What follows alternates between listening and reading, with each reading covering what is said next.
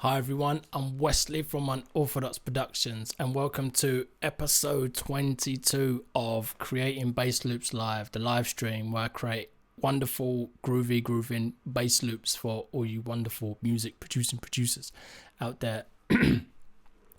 So it is very hot in the UK today. It is a lovely day. I think too hot for some, but I'm loving this. I could do this all the time, all year round. Cool. So in this video, I'm going to touch on a post that I posted on Monday, and then I'm going to create a bass loop, and then I'm going to record that bass loop, and then I'm going to upload it to my site, at which point it will be available to purchase using the QR code beneath the video. So let's get into this episode. So on Monday, I posted a video about, so I had an idea that there is, so I saw this plugin by Baby Audio being released. It was Smooth Operator Pro, and this is, so it's got AI at its core, and it soothes resonant frequencies, amongst other things. It soothes resonant frequencies within sound. So it's like a spectral balancing plugin, which is an EQ, but it's, you know, it goes beyond active EQ. And I just thought to myself that this is like a whole business or a whole industry being built around what I think is decisions made by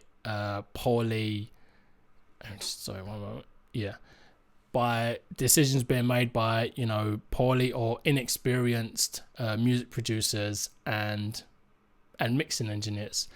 So if you don't know what you're doing, then you might record a vocal too hot, or the mic that you choose might be a budget microphone, and so then it might be more susceptible to a boxy kind of tone, or the positioning is off and you don't quite know how to solve those or even hear that those issues are issues until you get to maybe the production phase or the mixing stage. So I just began to think that these plugins are directed, in part, at least it must be in the conversation, to directed at these producers. And similarly, there was a boom at some, it still kind of is, but at some point it was very obvious that companies were making a move to sell a more budget friendly piece of equipment. I think that, well, the one that, you know, stuck its head above the pit first was, I think, Focusrite's it's a small red box. The smallest one is it was a 2-in 2-out box, and it was mobile. It was USB powered, so you didn't need to plug it into a wall. I think it was like £100. So for £100 you can have an audio interface, a mic input, a volume dial, and you could have your monitors sticking out plugged in to the rear of it, and you know you've got a setup there. You've got the basis of a studio for like £100 plus whatever hardware you need, you know, like a laptop, cables, desk, etc., headphones, monitors, etc. And it was a cool entry point, and that really took off. Like, it was very popular. And then, you know, Focusrite did that, and then much later SSL they released like a smaller box. Apogee always had a small box, but I think they even released an even smaller one, like a 1 or 2 input. It was just this big boom, and you know, to meet the demand of new producers feeling like they want to dabble in music, which is cool. And I feel like, so these plugins like Soothe as well, like, you know, AI at the core of it, and then it really works, you know, quote unquote magic. I really feel like this is directed at those same beginner, inexperienced music producers. And what points to that as well, like, it was a feeling, but then I looked into it a bit, and what points to that is, you know, it says, oh, we can fix a boxy vocal or a distorted vocal. And some of these issues just make me think that, yeah, so this is like trial and error music production and recording. And yeah, they're there to solve that. And I just felt like, I mean, that's cool. Like, you know, make your money, man. Like, we're all in business, we're all doing our thing. This isn't a criticism, it's more of just an observation. But I just felt like what would be cool, and that's why I'm making this video, what would be cooler is if, so these producers, like these new producers, so you know, you get your laptop, you get your audio interface, you get your headphones, you get your monitors, like you get a microphone, like you're good to go. Then maybe, you know, enroll on a course, and then, you know, a music production course, or probably a music production course more so than a mixing course I would go for, because I feel like you have to, you know, you have to really be in the game to then get into mixing. Like you have to, it's like there's a whole knowledge base or experience base that I feel you need before you start being able to understand mixing. Like, you know, in a mixing class they may say, you know, I don't know, a ratio of, like, you know, 5:1 on a compression is better for this application than a ratio of 1.5 or 2:1, because blah blah blah blah blah, you know, and the attack and all of these concepts, and you got no idea because you've not gone through the production phase to even have formulated the questions for the answers that they're providing for you. So I really feel that is a good way. So yeah, like a production course or sound engineering course, if you can combine the two, then that's fantastic. That's what I did. I did a sound engineering and music production course, and you know, so I learned hardware, I learned desks, I was working with tape, and it was great because I had a MacBook Pro at the time, and so I had a tutor there who I could just ask questions, and Logic, and I could just ask questions, you know. So I'm in Logic, it's like, how do I, because I was new to Macs, coming from PC world, it's like, how do I save? Oh, okay, cool. Well, how do I bounce? Oh, okay, cool. How do I import? Like, you know, just right there. And that is a great resource to have, because I feel like the learning curve is greatly reduced. And then plus you're in it, you're talking to people, like you kind of breathe it for a little while, so then the information uptake is just, and for me it was just rapid. Like I loved it. I really loved it. Yeah, so I'd recommend like a course. If not a course, then there is a great book which was a companion to the course that I was on, but it's full of good information on microphones and microphone technique and some mixing stuff as well. It was Modern Recording Techniques by, let me get his name right, Huber Runstein. That was great. It's about that thick. And also a book called Mixing Secrets for the Small Studio by a guy called Mike Senior. That was very good, very good. And this goes back to what I was saying about you need some production or some recording experience before you delve into mixing, because a lot of the points in this book were to fix things. So for example, it would so there's something called sibilance, which is when you're like saying S's and stuff like that, like when a singer sings S's, sometimes the S is picked up more loudly than the other words, and so it jumps out in the recording. So, you know, one of the fixes that they say in this book is to use a compressor, and it's a compressor which allows you to set a specific frequency at which the compression is going to compress, you know, like quite narrow, so then you can focus in on the frequencies of the S's. So then every time the S comes, then it automatically dips it down. So if you don't know, a compressor is just it's like an automated volume control, but because it's automated and you can control how quickly it happens and then how quickly it releases, it's quite a creative tool. And also other stuff, just briefly on compression. Some other compressors, because of the circuitry adds a certain character to the recording. Like you'll see a lot of plugins out there that are emulations of these old compressors, because they're trying to get that character, or that, they call it warmth, or one of the things they use is one of the things they try to emulate is warmth. Of these old compressors. So in conclusion, I think that rather than the trial and error, because you could buy these plugins and stuff, and these presets and all of that. Just today on social media, someone said, I've been buying presets and my stuff still doesn't sound good, and I just felt like buying presets is feeling around in the dark, because it's like, okay, so someone creates a preset for, I don't know, bass. So let's say they have my bass guitar and my signal chain. So I have my bass guitar, the cable are going into an Apogee Element 24, and then that's and then I'm in Logic.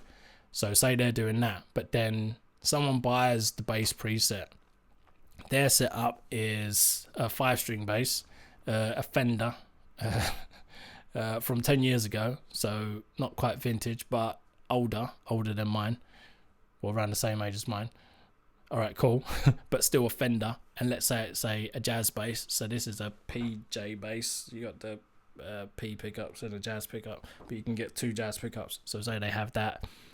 So instantly, and then just lastly, to make it even more, drive the point home even more, say they're going into a pedal, and the pedal has an EQ on it and a compressor, and then they go into their interface, and it's not an Apogee, it's like an SSL or something.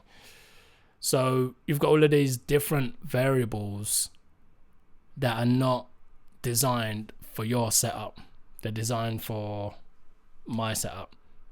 So then you get the preset, you add it to your bass, and you wonder why it doesn't sound good. It doesn't sound good because it was never for you. And what I wrote in the comment was to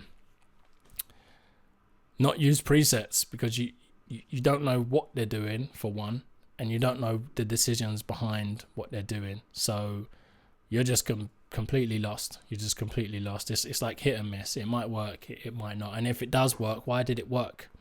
Can you repeat it? For me, it's all about understanding as much as possible. Hence the books, hence the course, and not these plugins. Cool. All right, wonderful. So let's get into the bass portion of the video. So this track that I've got here is, let's just switch. So this track that I've got here is in C major, and it is following a 1-4-5 chord progression. And if you're unfamiliar with that, then a chord progression is basically a path through the chords of the key signature. So these are the chords in the key signature of C major. So C major, D minor, E minor, F major, G major, A minor, B minor. And I've numbered them 1 to 7. And because of that, you'll be able to see the path through. So 1 C, 4 F major, 5 G major, and then back again. So so let me just play that so I could show you what I'm working with.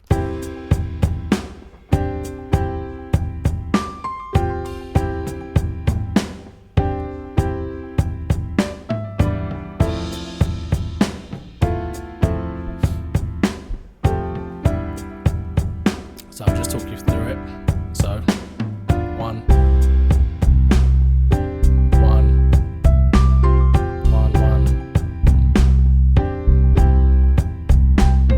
4 5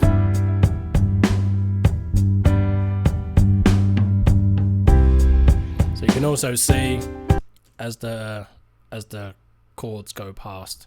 So you got the 1, 4, and the 5 there. So as long as it's here, it's in the 1, and then 4, and then the 5. And see this little 3 here.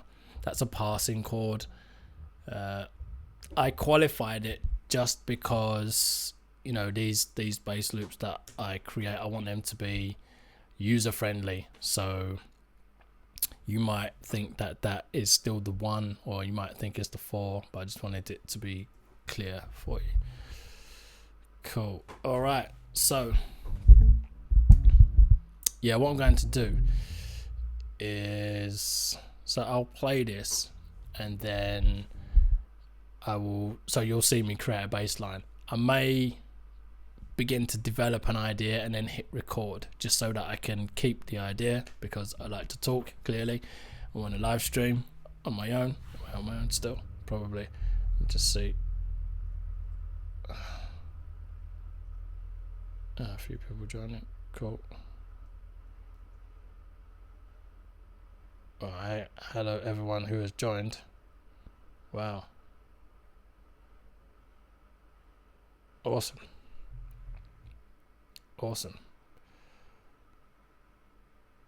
Cool. So clearly I like to talk because I'm on a live stream and I'm just doing my own thing. So yeah, I may have a really good idea, then go off into a reason why I think it's such a good idea, or something like that, some tangent, and then forget what I created. So I may hit record, but I'll let you know when I go for the bass line. That will then be available at the end of the stream.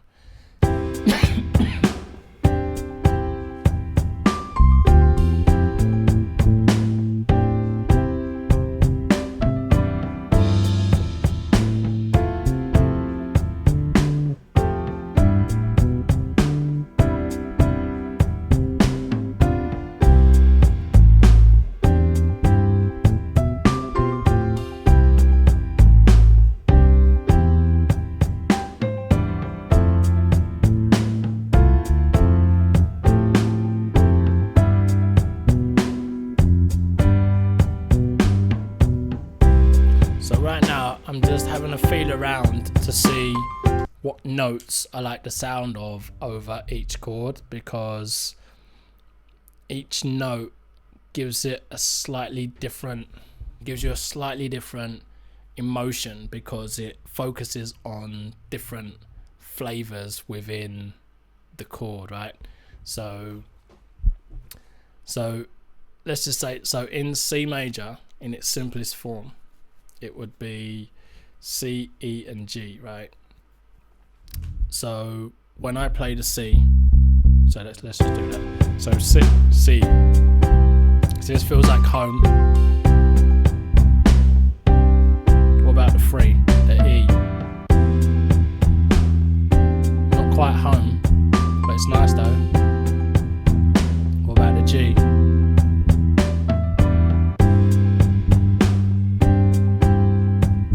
Quite home, but I think more stable. What about the B, the 7?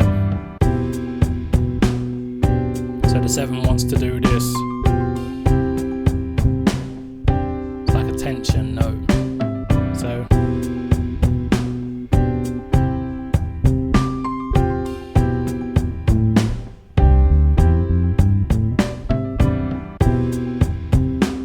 So yeah, what I want to do is find an interesting path through this chord progression. I could just do the 1, so 1, 4, 5. I could just do that, like that's cool. But let's see if I can think of something.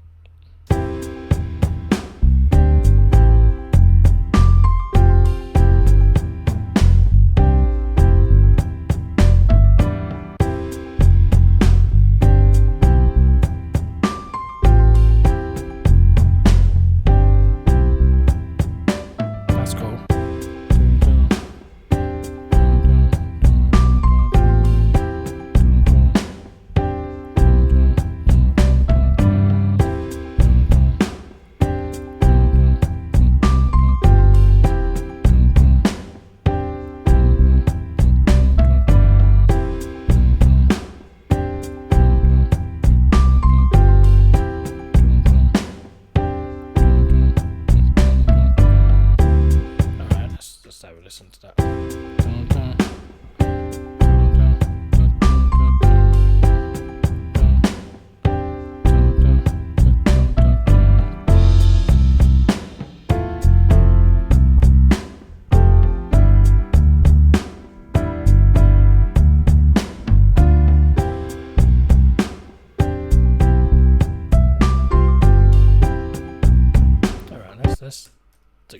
chord. So 1, 2, 3, 4. Miss one.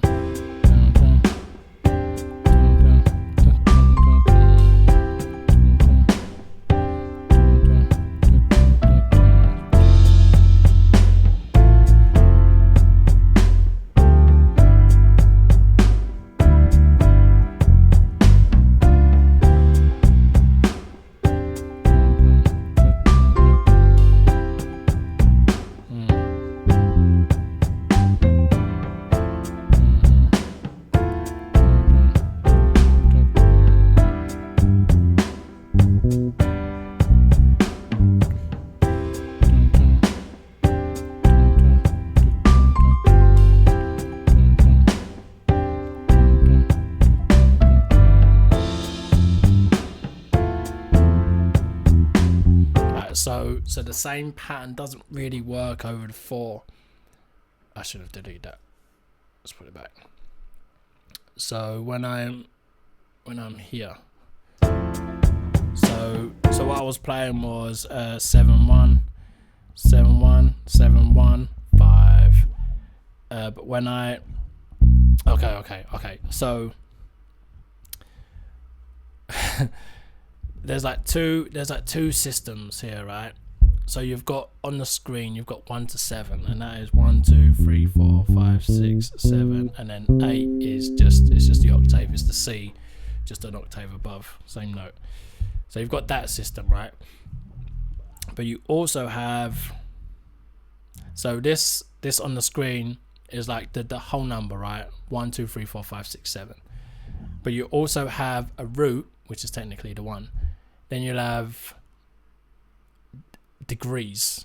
So you have a root, and then a third, and then a fifth, and then a 7th, and then all of them in between. So a root, a second, third, 4th, 5th, 6th, 7th, 8th.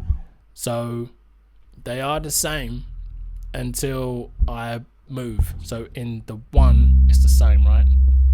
But when I get to the 4, so I'll have so then that becomes the root. So that becomes the 1. And then I have the 1, 2, 3, 4, and 5. So, root, second, third, 4th, and 5th. Which is technically just this, like 4, 5, 6, 7, 8. Technically that's what it is. But the reason I like to bring it down to the root, second, third, 4th, and 5th is because on the bass, the way I've learned is it's patternistic, right? So let's just go back to C, the 1. So you got the root there, hope you can see this, and then the third will always be there in a major. It will always be there. So then what that means is it doesn't matter what chord I'm in. So I could be in C major, so root, third, 5th, C major, E major, which we're not in, same shape, D major, G major. The notes will always be in the same place. So using that is very powerful. Like it's a very powerful thing to know. So question is, how do I refer to it in this video? Okay, so let's be in the 4th. Let's go to the 4th, right? So 4, 5, 6, 7, 8, or root, third, 5th. So maybe I'll say the 3rd or 4. Yeah, 3rd or 4, 5th or 4. Yeah. Okay, cool. So we're in the 4th now. The 4, the F major chord. So let's see what notes sound nice.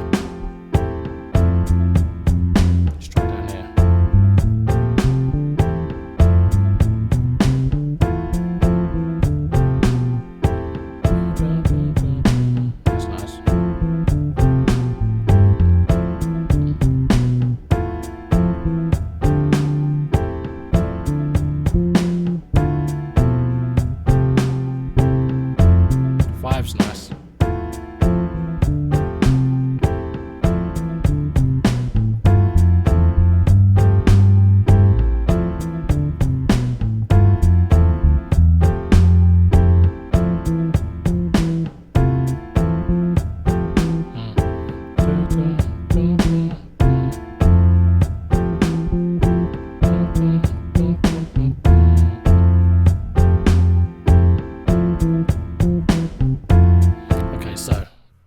the octave sounds nice.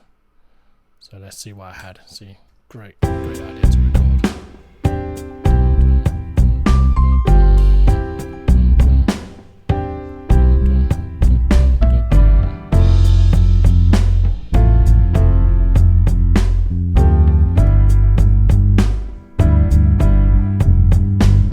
Alright, so I'm just gonna try just the root notes just to get established.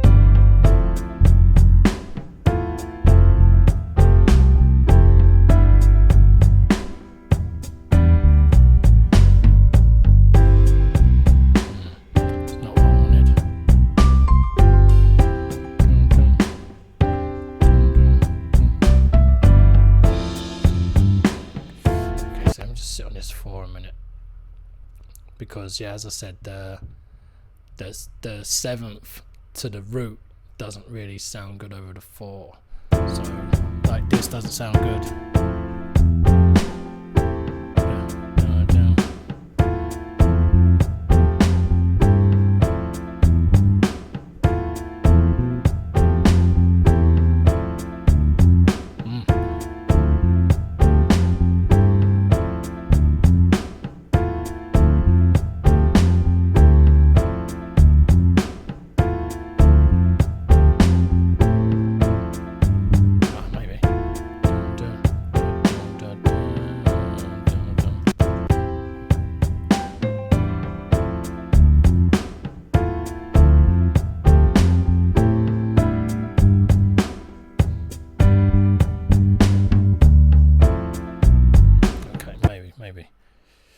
Maybe that is it.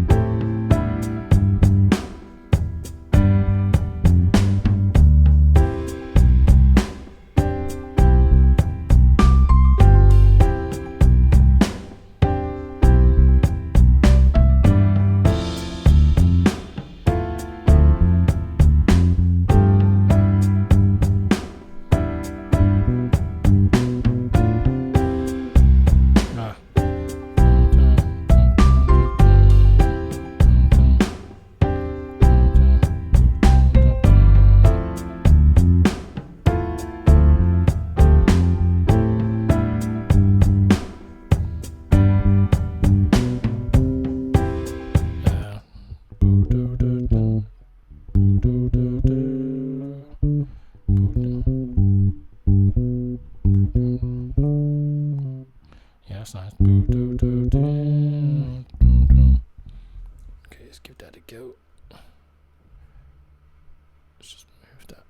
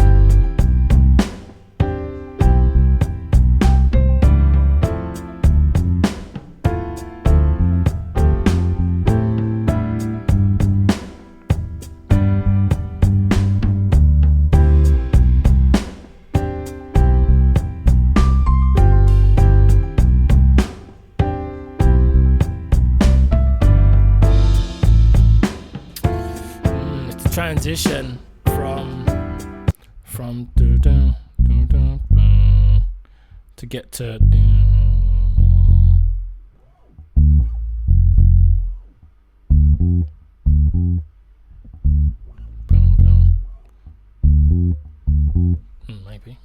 maybe.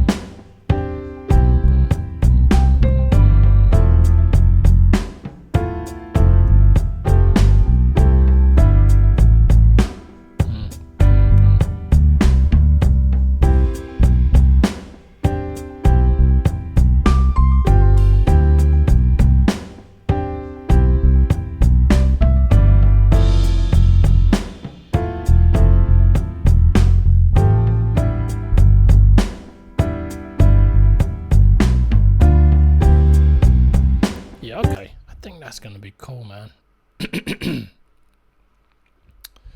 So I'll just hide these.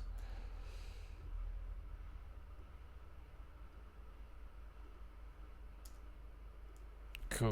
Yes, I'm going to get going with that and see how that goes. So yeah, I hope you enjoy. Hold on. Yeah, cool.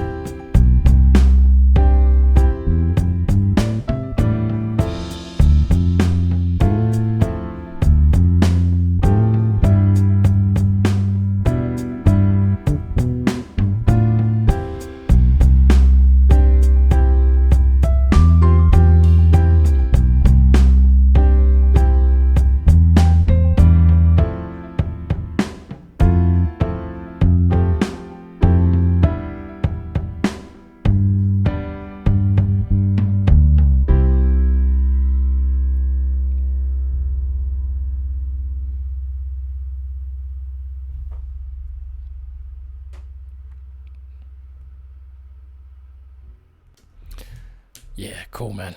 Cool, very cool. So the way I design the end of these tracks is a soft ending. However, that caught me by surprise. It felt like it suddenly fell away. So where was it? Oh. So we're still all good here, around here.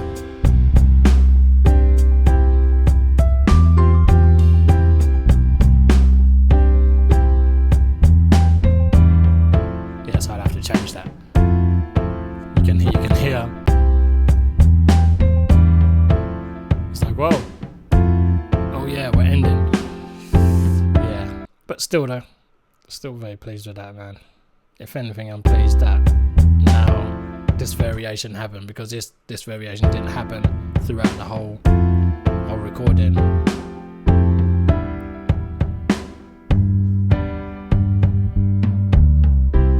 Now there's an ending, so that's pretty cool. Yeah, man. Yeah, I did enjoy that, man. I enjoyed that. I liked oops. Oh, I've changed my.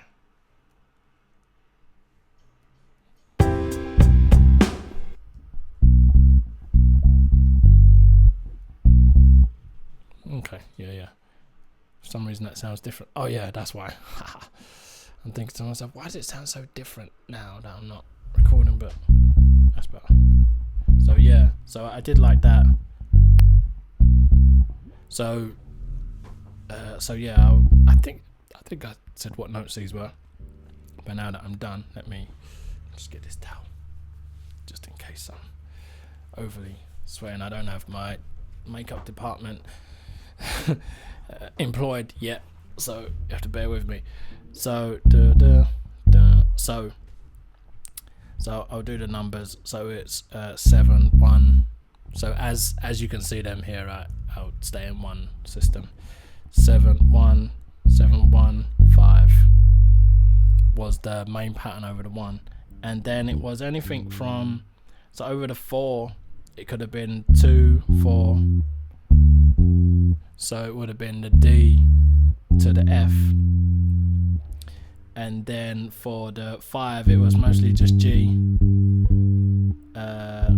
which is it was mostly just the 5. So maybe like 5 6 7, maybe the 7 as well, and the 2 could have been any of those.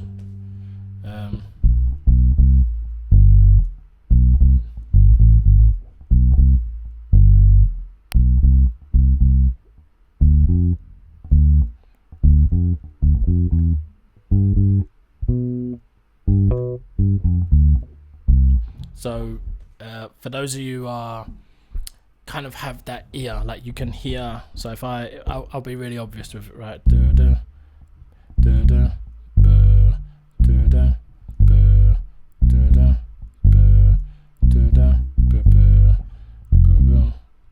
Let's do it here. So 1, still 1, 1, 1, and then to the 4, and then to the 5. So you can kind of hear the chords as they go past.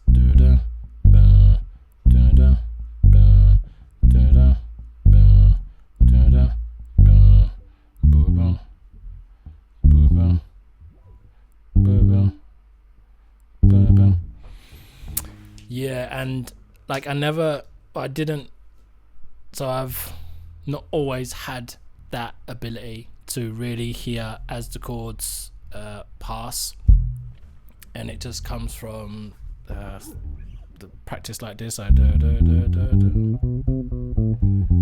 back and forward, and I would also do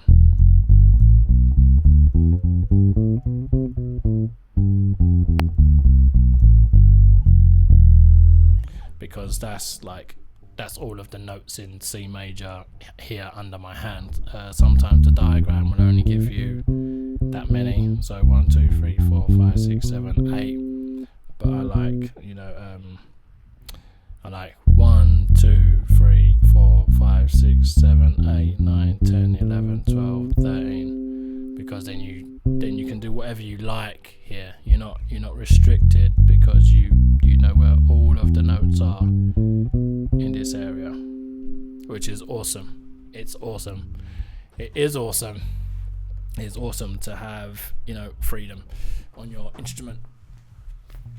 But yeah, I did enjoy that. That was cool. I liked where it went. I liked the space that I left so that I could add variation. I like how simply I started and how true to that I was, because I'm not always true to it. Sometimes I begin to feel like I need to add more. I begin to feel like it's not where it needs to be, when often in retrospect it always is. What's that? Little pop there. Just take care of that. So a little fade in. It's interesting.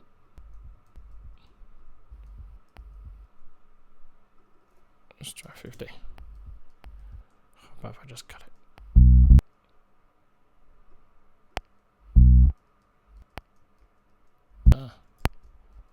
Something to do with the processing. Okay, cool.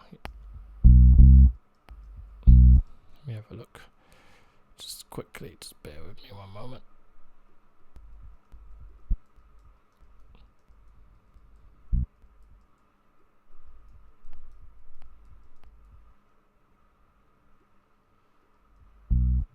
Cool.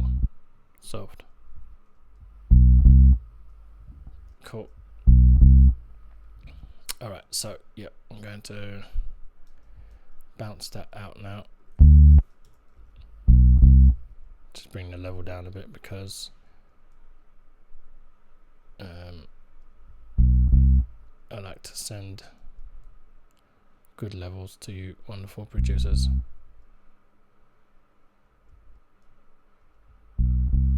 So let's go around 9. Yeah, 9.9 on the second hit. Cool. And I do that because, let me just start this bouncing. Cool. Is right the name. So this is creating bass loops live, and this will be processed and unedited. So yeah, I just want to tell you about that first. So what that means is you're getting this with all of these processors on, but it's unedited, because in 48 hours I'm going to go back through this recording and just check. Within 48 hours I'm going to go back and check and just make sure that everything is cool. The timing, like I want the timing to be a specific way. Like I felt good with what I was playing, but I'm thinking ahead when I'm playing, not what I've done while I'm playing. So I'll check what I've done, make sure all of that is in good condition. Any notes I feel need replacing, I'll do that. And then once that's done, I will re-upload a processed version to the website, and then I will also upload an unprocessed version. So in total you'll have 3 versions: one processed unedited, one processed edited, and one unprocessed edited. And yeah, as I said, within 48 hours. So if you were to scan the QR code now beneath me, then it will take you to the site, and you will be able to let's just go to the site now and upload this baseline.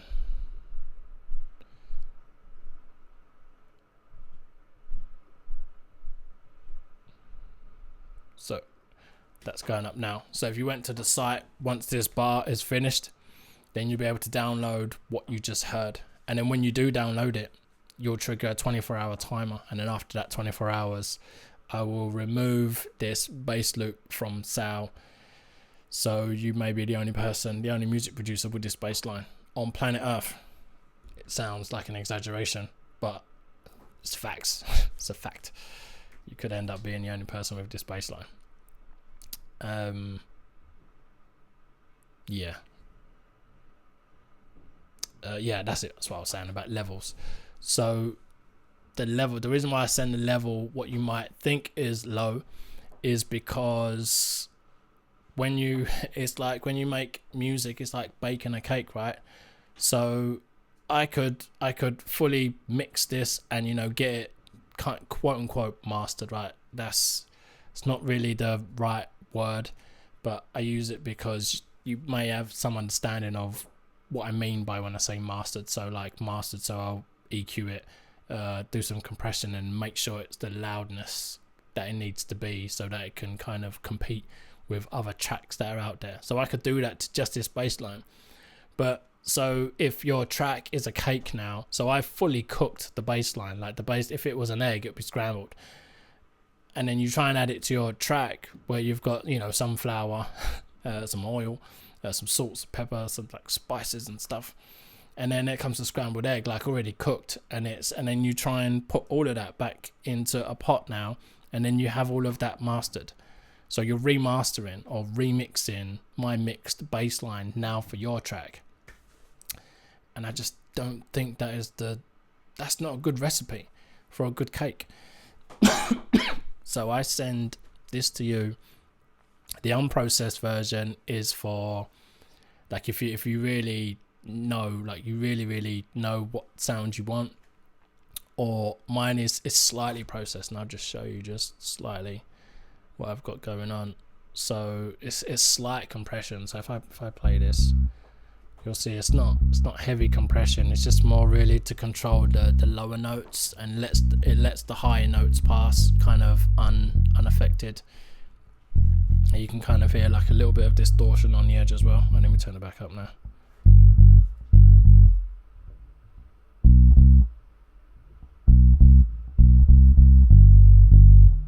So you'll hear when it gets a bit louder, like when these louder notes. Just on the edge of those louder notes, you got a bit more distortion than on the lower notes, which is cool. And then that will be this,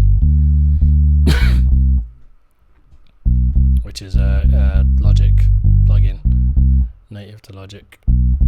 And then also on this, I've got this. This is really interesting. Here we go. So we've got this happening, that's just like buzz that I'm dipping out of an EQ.